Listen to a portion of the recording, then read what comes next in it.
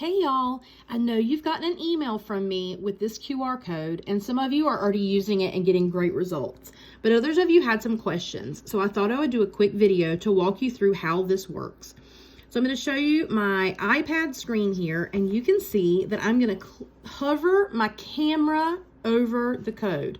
Don't push the camera button, just hover the camera over the code. You can do this with either your iPad or with your phone. Now you'll notice at the top of the screen is a Safari app that says open jostens.com in Safari. You can also do this with an Android phone. It'll just be a different browser. Now I'm using Apex High School to give you an example. So you're going to select upload images. And you can choose to either take a photo or pull a photo from your photo library. And I'm going to choose to take a photo. And right here in my messy house is my puppy sleeping. So let's take a picture of Lucy and we're going to upload that. Now, when I upload this picture, it's going to prompt me to enter some other information as well. It's going to ask for my name, first and last, as well as my email address. But it's also going to ask me to identify who is in the photo because oftentimes parents will be submitting these photos for their students.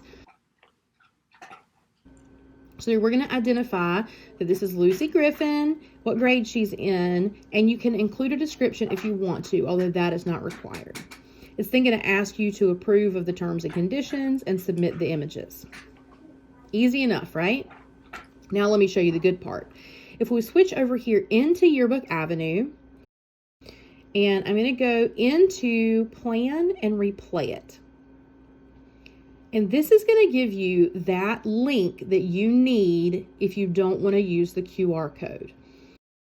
If it should ask you for a user ID, it is the numbers, it's like 9 numbers at the end of that URL.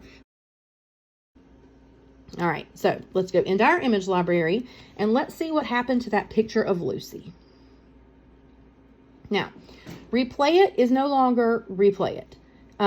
They did not rebrand it. I wish they had if they didn't. So you still have a replayIt library or a replayIt folder in your image library. And that is where these image share photos are going to go. So anybody who scans the QR code or enters the URL, uploads a picture, fills out that content, their photo will come here into the replayIt inbox. You see Lucy? Look how cute she is. Okay, so let's talk about using these pictures in the book. Now, the first thing that you'll notice is that because people are required to put in their email and their name and all that good stuff, we have so much information here about this photo. If I click details, I can see the possible caption, which is Sweet Lucy, because that's what I typed in when it asked me for a description. I can also see the name of the person and their email that sent the photo in. And I can also see the name of the person and the grade in the photo. Lots of great information there if you need to reach back out to people and find out more about the photo for writing your captions or your copy. That's a great resource.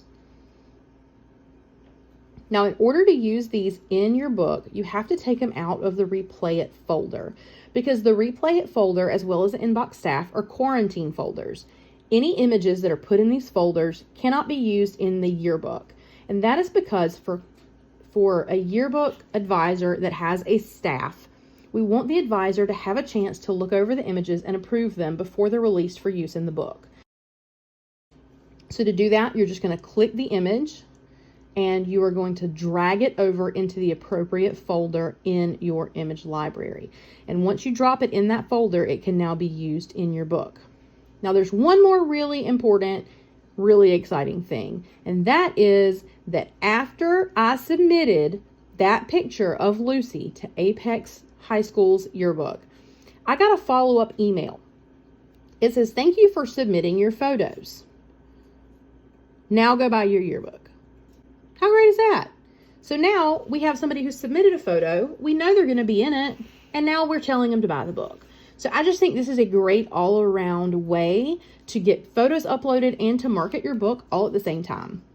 So I know that replayIt, QR codes, image share, all of that, it seems kind of confusing. So I wanted to really break it down for you step by step. replayIt, the app that we've had in previous years, does not exist. However, the same idea does exist, only now instead of it being through an app, it is through a website that's much easier to access on everyone's device. We have sent you a QR code to make it easy to access that website, but you can actually pull the URL off of your Yearbook Avenue site if you would like to. I've been calling this image share, but you will find the images in the replayIt folder in your image library. Now, we've also talked about Google Forms as a way to collect images, and that is also a great way to do it. I have a separate video on that. I'll link to that at the end of this video so you can click there to see it. And if you have any questions, we're always here. Hopefully this makes it a little bit easier for you to understand. Bye.